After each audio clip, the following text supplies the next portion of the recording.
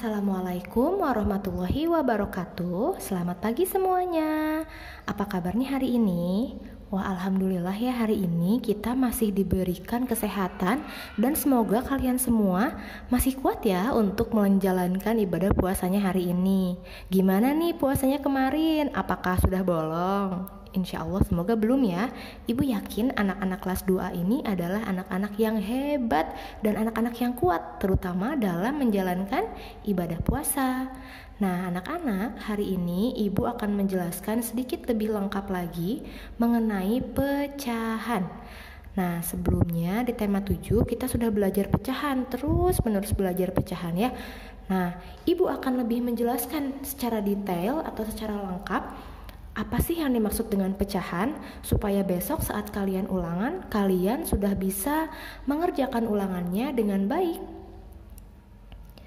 Nah, anak-anak, kita lihat dulu pecahan. Seperti yang kita tahu, kalau kita sudah belajar pecahan 1/2, 1/3, 1/4, dan sebagainya. Perlu kalian tahu bahwa pecahan adalah sebuah bilangan yang terdapat 2 angka di dalamnya. Seperti ini. Ini A dan B-nya ibu ibaratkan sebagai angka ya. Ada angka yang di atas dan ada angka yang di bawah. Nah, untuk angka yang di atas disebutnya pembilang. Dan untuk angka yang di bawah disebutnya penyebut. Nah, untuk pecahan yang sudah kita pelajari, karena kita masih mempelajari dasar-dasarnya saja, maka kita hanya belajar 1/2, 1/3, 1/4, dan 1/5 mungkin ya. Nah, anak-anak sebetulnya pada pecahan, pembilangnya tidak selalu angka 1. Seperti yang kita lihat kalau kita kan belajarnya penyebutnya saja yang berbeda, sedangkan pembilangnya tetap 1, 1, 1. Nah, sebetulnya untuk pecahan ini pembilangnya ada yang 2, ada yang 3, ada yang 7. Sebetulnya itu bebas tergantung nanti tingkat kesulitannya ya, karena kita masih dasar jadi belajarnya yang pembilangnya 1 dulu. Nah, seperti yang kita tahu ya bahwa dalam pecahan contohnya seperti ini. Nah, pada gambar yang pertama ini ada 2 bagian kertas dan ada yang diarsir 1 bagian. Nah, berarti kertas ini menunjukkan pecahan 1/2. Kenapa menunjukkan pecahan 1/2? Karena yang diarsirnya hanya 1 bagian, sedangkan seluruh kertasnya ada 2 bagian. Gambar nomor 2, kita lihat di sini ada 3 kue, sedangkan yang diarsirnya hanya 1, berarti menunjukkan pecahan 1/3. Kenapa? Karena yang diarsirnya hanya 1, sedangkan bagian kuenya ada 3. Terakhir ada lingkaran yang diarsirnya 1, sedangkan bagiannya semua ada 4. Berarti menunjukkan pecahan 1/4. Nah, anak-anak, sekarang bagaimana dengan gambar yang di bawah? Ada 2 buah persegi. Yang satu diarsir, yang satu tidak. Tapi yang diarsir ini lebih kecil. Apakah menunjukkan pecahan 1/2?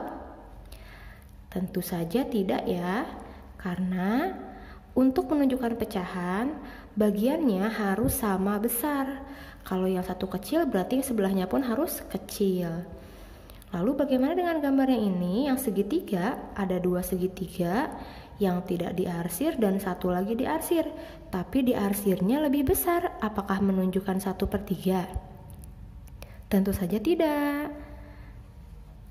Dan yang terakhir lingkaran, ada 4 bagian lingkaran sedangkan hanya 1 yang diarsir. Apakah menunjukkan 1/4? Tidak juga, karena untuk yang diarsir harus sama besar bagiannya. Nah, anak-anak, sekarang ibu akan membahas tugas terakhir dari matematika yang pernah kalian kerjakan. Mungkin kalian juga bisa membuka bukunya kembali ya.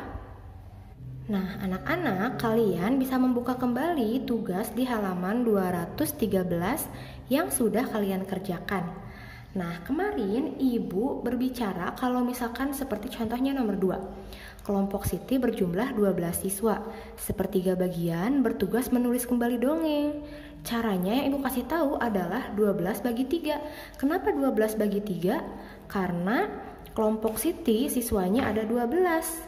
Sedangkan yang dicarinya adalah 1/3 bagian. Jadi dibagi 3.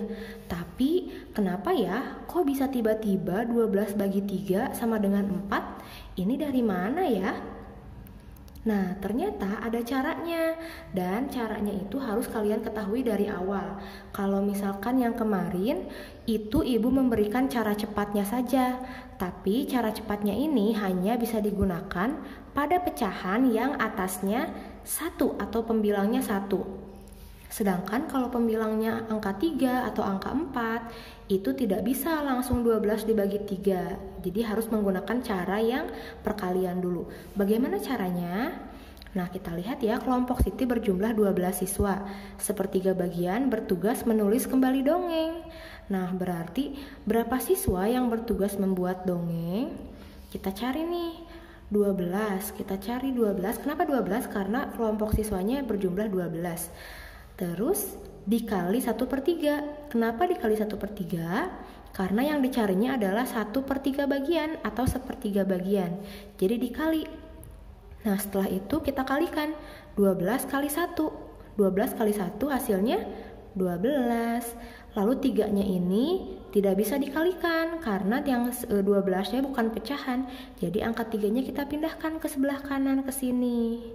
Nah, jadinya 12 dibagi 3 atau 12/3. 12/3 juga bisa disebut sebagai 12 dibagi 3. Hasilnya adalah 4 orang. Jadi sama saja ya dengan yang dibagi langsung. Nah, begitu pula yang nomor selanjutnya. Siswa di kelas Siti berjumlah 24 dan 1/4 bagian pernah pergi ke Taman Mini Indonesia. Jadi kita tulis angka 24, yang dicarinya adalah 1/4. Nah, dikalikan 1/4. Tinggal dikalikan 24 kali 1 hasilnya 24. 4-nya kita pindahkan saja langsung ke sini karena tidak dikalikan. Jadi 24/4 sama dengan 24 dibagi 4, hasilnya 6 siswa. Dan yang terakhir pun sama. Di sebuah kebun binatang terdapat 8 ular. 1/4 bagian ular berbisa. Berapa ekor ular berbisa? Kemarin Ibu mintanya kalian 8 bagi 4 sama dengan 2. Tapi ada cara yang lebih lengkap, yaitu 8. Kenapa 8? Karena di kebun binatangnya ada 8 ularnya. Dikalikan 1/4 karena yang dicarinya adalah 1/4-nya. Tinggal dikali 8 kali 1, 8. 4-nya kita pindahkan. Jadi 8/4 atau 8 dibagi 4, hasilnya 2 ekor. Nah, itu adalah dasar-dasar pecahan yang harus kalian ketahui. Untuk materi pecahan mungkin cukup sampai di sini. Nanti ketika kita masuk tema 8, kita akan belajar untuk membaca jam. Apakah kalian sudah bisa membaca jam?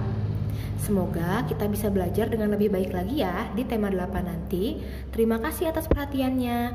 Oh iya, besok jangan lupa kita akan ulangan. Jadi kalian harus belajar ya apa yang ada di tema 7. Untuk ulangannya akan Ibu berikan dalam bentuk quizzes. Kalian juga pasti sudah pernah kan menggunakan quizzes di pelajaran PAI. Nah, kurang lebih seperti itu. Terima kasih sekali lagi ya. Wassalamualaikum warahmatullahi wabarakatuh.